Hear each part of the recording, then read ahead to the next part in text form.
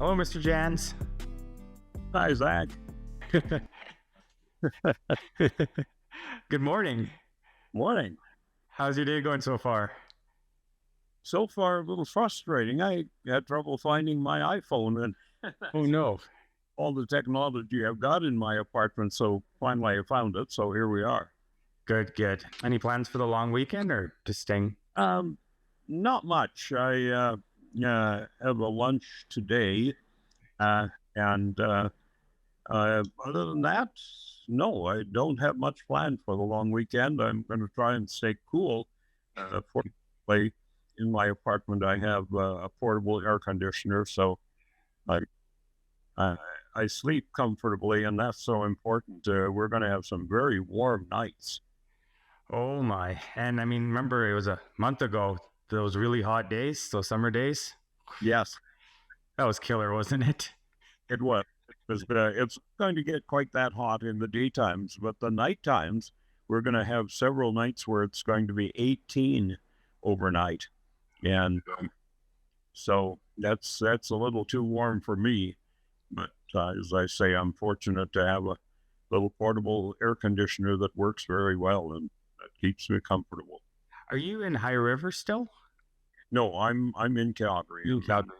in Northwest Calgary. Okay, yeah. You were in High River for a while, weren't you? I was for quite a few years, yes. Yeah, but I've been back in the city for the last 3 years. Not missing it much? No, I go out there occasionally. As a matter of fact, I do some promotional stuff for the Chrysler dealership, which is owned by a friend of mine or friends of mine, and so I do a little bit of promotional work for them. And other than that, I do my weekly feature for CTV, and other than that, I'm kind of retired, but I hate that word, so I'm never going to fully retire. I love it. And that's when you know you love what you do. Oh yeah. I couldn't possibly. I have a friend whose father is 84 and still running his farm. And it's his life. If he didn't do that, I'm sure he's like those guys. There's a lot of men, especially, who die very soon after full retirement because they have nothing else to go to. Isn't that so true? I mean, I know a few people too. They just croaked right after retirement. You know, oh, I'm going to move away, build my dream life, and it does show that our life is really short if you don't really love what you do and find purpose. Yeah, very much so. I'm happy Paul connected us with this conversation. Yeah. He's a great guy. Now, Mr. Janz, I wanted to talk to you about, kind of your story, how you got started into this, why you fell in love with this versus doing anything else in this world, how you stuck with something like this, persistence, dedication. My mother used to tell me I fell in love with it at about the age of 2. She would have the radio on in the farmhouse in Saskatchewan. We didn't have electricity yet, so the radio was battery powered. There were these big dry cell batteries that lasted a long time, but you had to be careful and not overuse them. But she would have the radio on while working in the kitchen, and I would be playing on the floor or maybe sitting in my high chair. And when the music stopped on the radio and the announcer would start talking, I would sit there and mimic the announcer. And that was at the age of 2. And I remember clearly by the time, while the war was still on, so I would have been 4, I loved listening to the news with my dad. We would listen to the CBC National News at 8 p.m. And Lorne Greene, who later became a Hollywood star, was reading the CBC News. He was known as the voice of doom because he was reading war news. And when he left for Hollywood, he was replaced by a guy named Earl Cameron, who went for many years as the 8 o'clock radio anchor. And then when television came to Canada, he became CBC's television news anchor for the National. And he just fascinated me. And then in high school, I had two teachers in a little school in Saskatchewan, a four-room schoolhouse, 3 grades per room. And when I was in grade 7, we used to get this, we had the same social studies teacher as the grade 12. And so I would uh, beat the grade 12s in the current affairs pop quizzes all the time. And my social studies teacher, Mr. Sawatsky, told me I should begin to think of becoming a journalist. In grade 10 or 11, I think it was grade 11, we had a principal named Mr. Gorius, and he was a sports fanatic. And one day he said to me, "Look, we know you're not going to be an athlete," which was true. But he said, "You know so much about sports." He said, "Why don't you think of becoming a sportscaster?" And so these two teachers in a little school in Saskatchewan in the 1950s saw in a young man an ability that they thought would make a good broadcaster. And so they encouraged me to do that. Well, I didn't know how you went about that. So I went to Teachers College and became a teacher. And then while in Teachers College in Regina, I went to visit the local radio stations and the one TV station. And that only increased my love for broadcasting, and got some good advice from the program managers at the radio stations. And I finished college, taught in a one-room schoolhouse, one of the little prairie one-room schoolhouses, for 1 year. And then earnestly sought to get into radio, and managed to in a little radio station in Altona, Manitoba, south of Winnipeg, 10 kilometers from the North Dakota border. And for the listeners, it's a Mennonite station you were working at. Absolutely, and that's my background. I am of Mennonite heritage, and so it was the old case of who you knew, not what you knew, because my uncle was a friend of the manager of that station, of CFAM in Altona. And on Dominion Day, 1962, which is what July 1st was called at that time, my first assignment, right on the day I started, they didn't give me any break-in time. They knew I kind of knew my way around from having visited radio stations and so on. So they sent me out that very day to cover the Dominion Day picnic in Dominion City, a little place with a big name, right near the North Dakota border, east of Altona.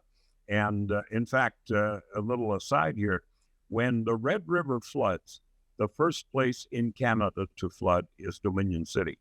And so they, back then, because of their name and the name of the holiday, they would hold a big Dominion Day picnic, and people would come all the way from Winnipeg, a good hour, a little over an hour drive, just to be in Dominion City for the Dominion Day picnic. And so that was day one, and that's where it all began.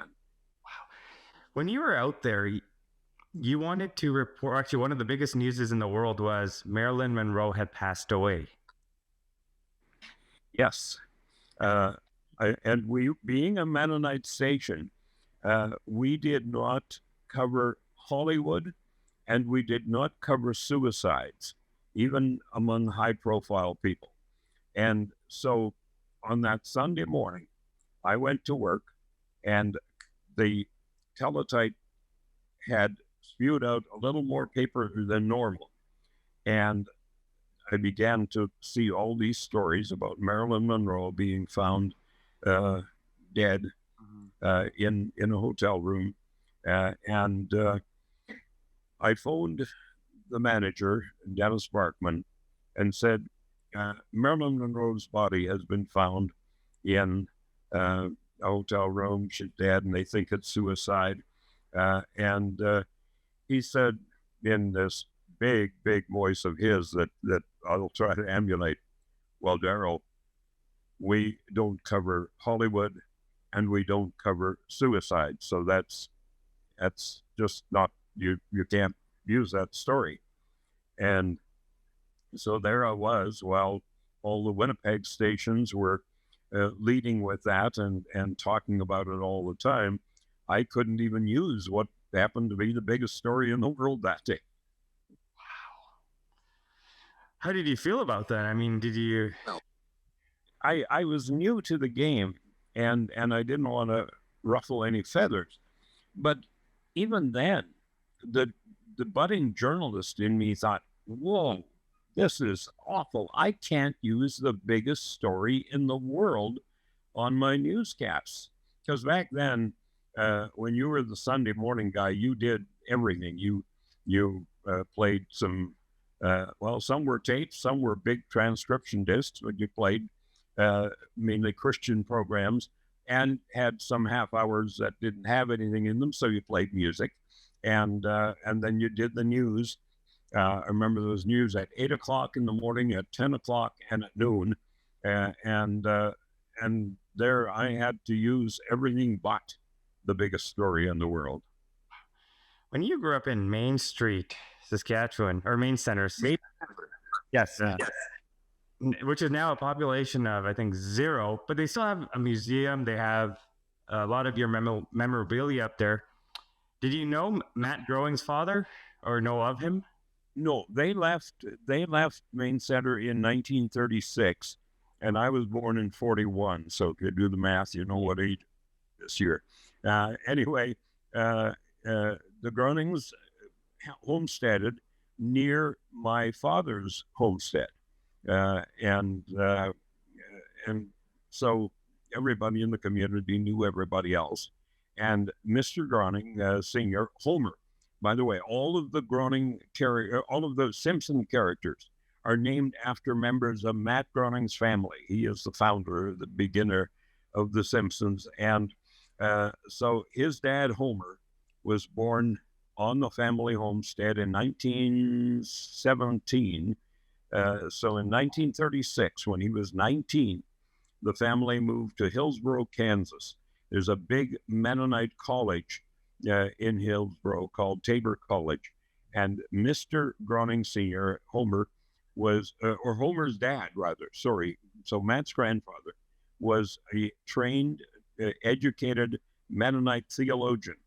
And so he was invited to come to Tabor College to be a professor of theology at Tabor College. And so Matt Groening is the grandson of a Mennonite theologian, and Homer Simpson is the son of a Mennonite theologian. Such a real person, Homer. Oh yeah. Everybody in the Groening family, or in the Simpson family, is named after a comparable member of the Groening family, except for Bart. Bart is named after Matt because Matt says, I was a brat, and so I just turned the R and the A around and got Bart out of that. I love it. Have you visited Main Center again? The last time I was there was 3 years ago. Okay. No, it was only 2 years ago in June, when they had the final ever service in the Main Center Mennonite Brethren Church, which the Groenings attended, which my great-grandfather, Cornelius Janz, founded. He was the founding pastor of that Mennonite Brethren Church, and they had the final service ever there. And so I was invited to come and do a reading there of something that my younger brother had written but was unable to be there. So they invited me to come and read what he had written. And it was great to see people that I had not seen in decades. And that was it. The church will remain as an historic site because it's in such good shape. That's one thing about Mennonites. They don't let anything collapse. And so they have kept it in great shape. The graveyard is in beautiful condition. It gets mowed regularly and so on. So it will remain as an historic site, but no more services there. People go to Swift Current now for church. Did you go visit your old homestead or your French homestead? Yes, I did. The place where I was literally born. My birth certificate give section, township, and range number as my birthplace. I was not born in a hospital. I was born in the farmhouse in late August while my dad and the threshing crew were out in the field threshing the grain crop because it was quite early that year. Mind you, most of years on my birthday, we were first threshing and then later combining. And so I was born on the farm, and so were my older brother and sister, and one sister younger than I. And then the other five, there were 9 of us, the other 5 were all born in hospital. My gosh. And do you keep in touch with many of them till today?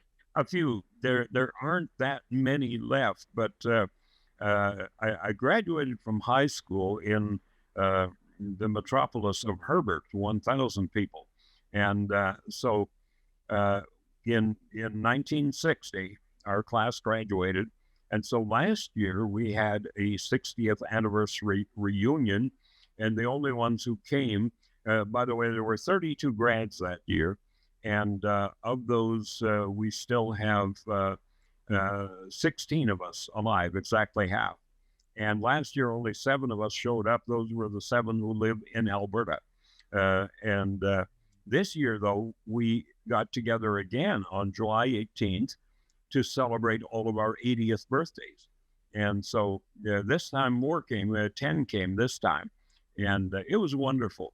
And there were people from my community. I had a cousin, Mona, who lives in Kelowna. Mona from Kelowna lives there. And so it was just so wonderful to reconnect with these people, some of whom I had not seen in decades. So we had a great time on the farm of one of our classmates who came to Alberta to teach after graduating like I did from Saskatchewan Teachers College. And he then came to Alberta to teach and wound up farming some of the richest farmland in Alberta and finally sold it to a Hutterite colony. And now he and his wife are moving to a small acreage outside of Camrose.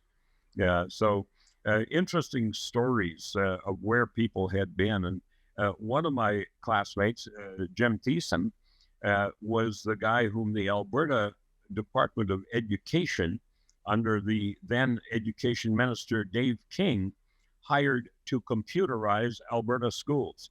So in 1980, when Alberta schools began to be computerized, Jim Thiessen, one of my classmates, was the guy doing it. Yeah, we had some amazingly successful people come out of that little community. And as I say, I only taught for that 1 year in a public school, but I taught for 11 years at SAIT and 15 at Mount Royal. I taught broadcast journalism at the 2 colleges here in Calgary. So I used my training, but in a different way than my professors would have intended. But you used to sing a lot. What was some of your favorite songs that you'd sing growing up? Well, my growing up, I loved all kinds of music. We listened. My dad listened to CBC a lot, so I got a lot of classical music, which I still to this day is my first love. A lot of gospel music. Growing up Mennonite, and in fact, I had 3 uncles and an uncle-in-law who had a very fine gospel quartet that traveled, I shouldn't say the world, but they traveled Europe and North America singing gospel. And then I joined a gospel group in 1985. But my favorite song to sing to this day comes from the 1980s, and that is the Oak Ridge Boys' Elvira. Remember that one where the bass gets to do the really fun stuff that giddy up, well, 3 years ago, I had the fun, the thrill of working with the Oak Ridge Boys at the Frenchman River Valley Gospel and bluegrass and country jamboree in Shaunavon, Saskatchewan. And they had the Oak Ridge Boys there and completely packed the Haley Wickenheiser Arena. And yeah, that's where Haley is from Shaunavon, Saskatchewan. And it was such fun working with those guys. They were just the neatest guys. And of course, I said to Joe Bonsall, the tenor, the guy with the big droopy mustache, I said, so you guys going to do Elvira? And he looks at me in all seriousness and says, it's the law. they can't leave a place, and it's the last song they sing when they do a concert. And so yeah, it's given me, growing up on the little farm in Main Center, Saskatchewan, I could not have imagined the places I have gone, the things I have seen and done. It's been incredible. And you haven't stopped. That's the thing. You continue to do it. Not only are you still, you're not fully retired. You're also mentoring individuals.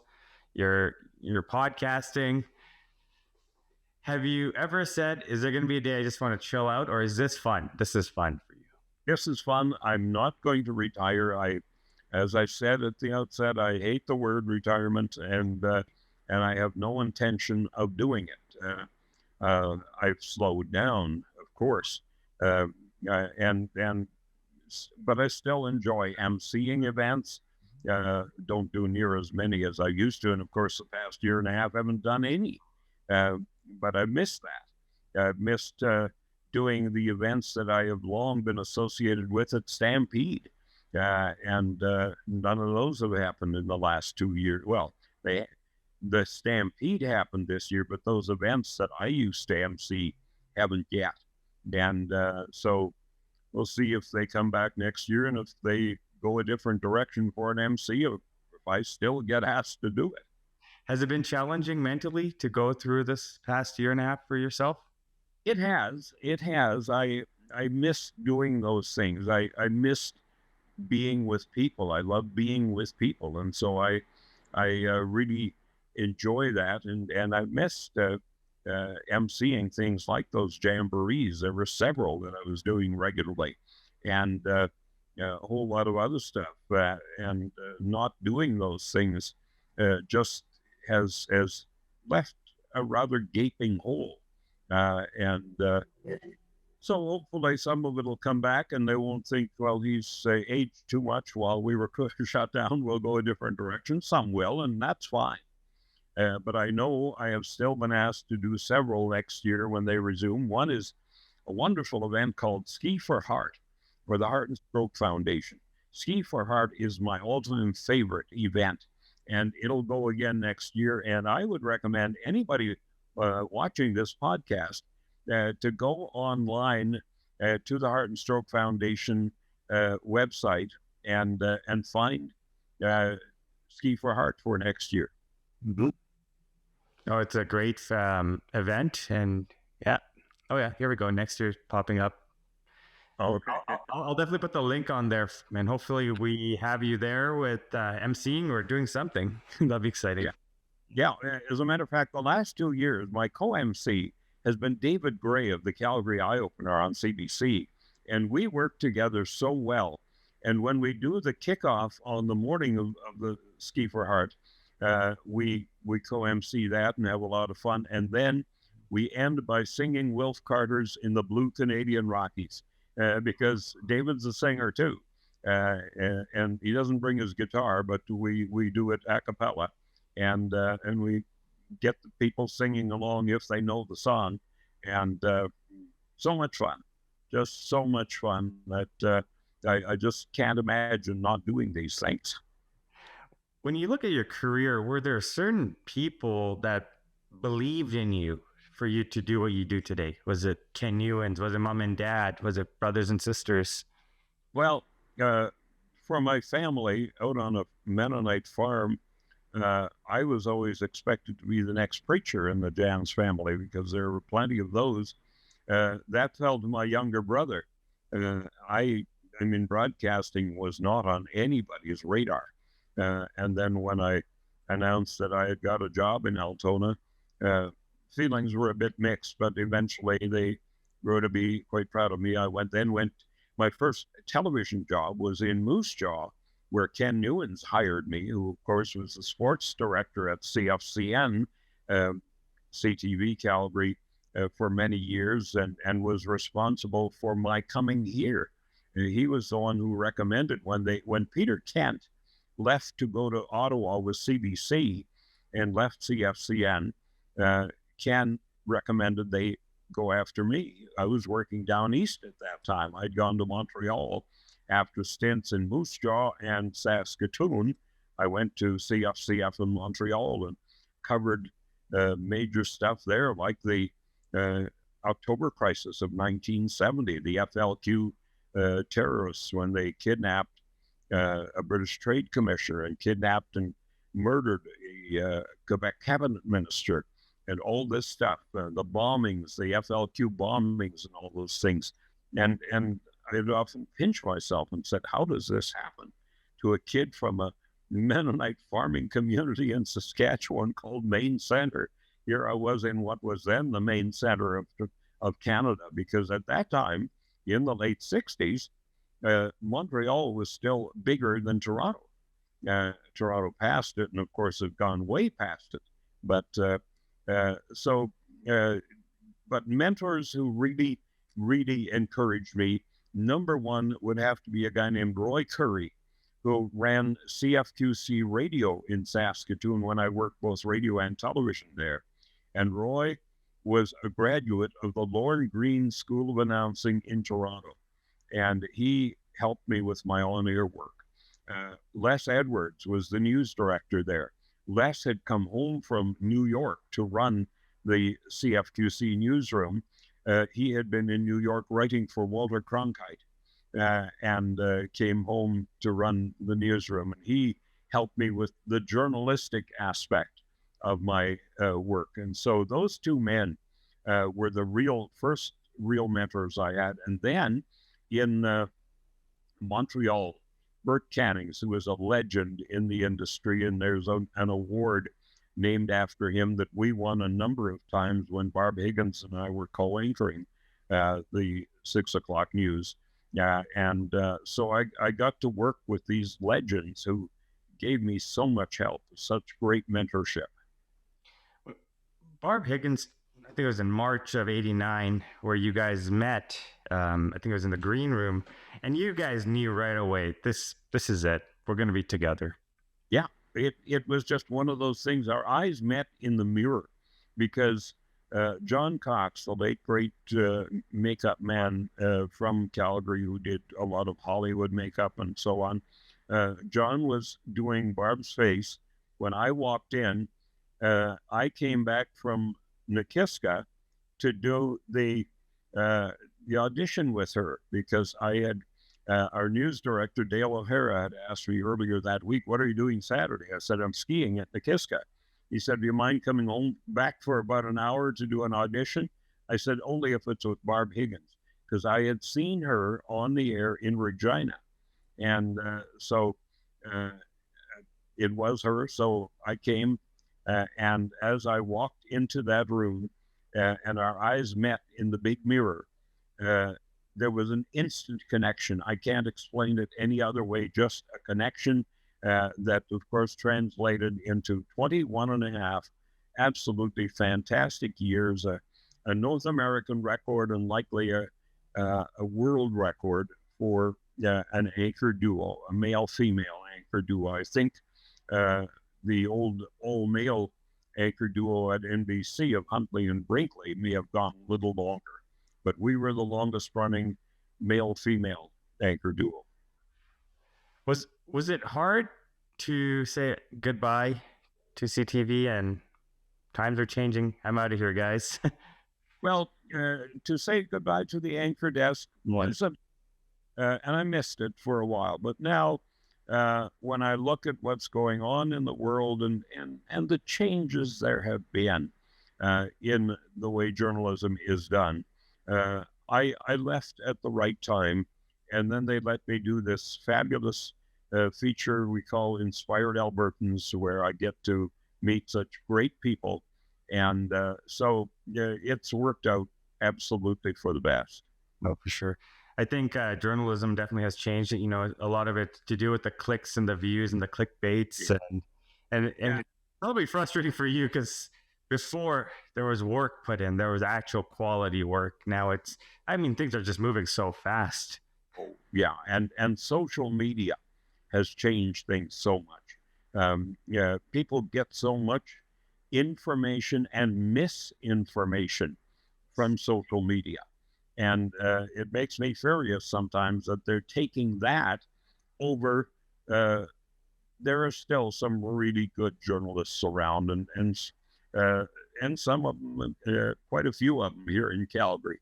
Um, and people take the word of someone on social media, on Facebook or Instagram or Twitter, ahead of these trained journalists, and that's frustrating to me. No, for sure. Do you still keep in touch with David Spence or Barb Higgins? Yeah. Yeah, I mean, of course, we've been apart for a long time now, but I'm not looking forward to him retiring, uh, but I am looking forward to his retirement party. I'm hoping we'll be able to have a good one by then in the fall when he leaves, and I am looking forward to that, to seeing him and to seeing a lot of other people. I'm sure Barb will be there, and a whole lot of other uh, people that have since moved on or retired. So yes, I'm definitely looking forward to that. Mr. Janz, before we get going here, I wanted to ask you, how do you filter, or how did you filter not taking that energy home from, you know, such negative news that you sometimes have to speak about? Well, it you learn to live with it. It's like a police officer or a firefighter or a paramedic who see a lot of tragedy, and they have to learn to cope with it. If you have good family backup, if you have good friends, and can talk to them about the things that trouble you, that is fantastic. Uh, and there have been a few events that I really had to struggle with. A good friend of mine that I had worked with in Montreal was the London bureau chief for CTV in the 1980s when he went to cover the Lebanese Civil War and was killed by grenade shrapnel in the Shuf Mountains outside Beirut.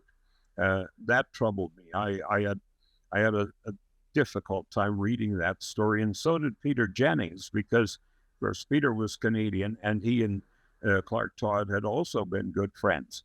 And so we both that day choked up on the air because we were reading a story about a friend who had been killed. And so we're still human, but we have to become professional about things and not let them uh, bring us down too much.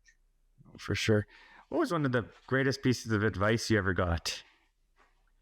My greatest piece of advice I ever got, uh, oh gosh, there have been a lot of good ones. I would say perhaps from Bert Cannings and from Les Edwards and from Roy Curry was, don't take it personally.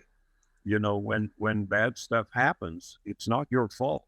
You're only delivering it. Sometimes people get mad at the messenger, but that was not their advice. Their advice was just don't take it personally, and when they get mad at you, tell them, "Sorry, I didn't do it. I just told you about Nicely done. it." Okay, thank you for this time, Zach, and it's been fun. And for now, that's all we've got. I'm Darrel Janz. Have a great day. Wow. Thank you so much again, Mr. Janz.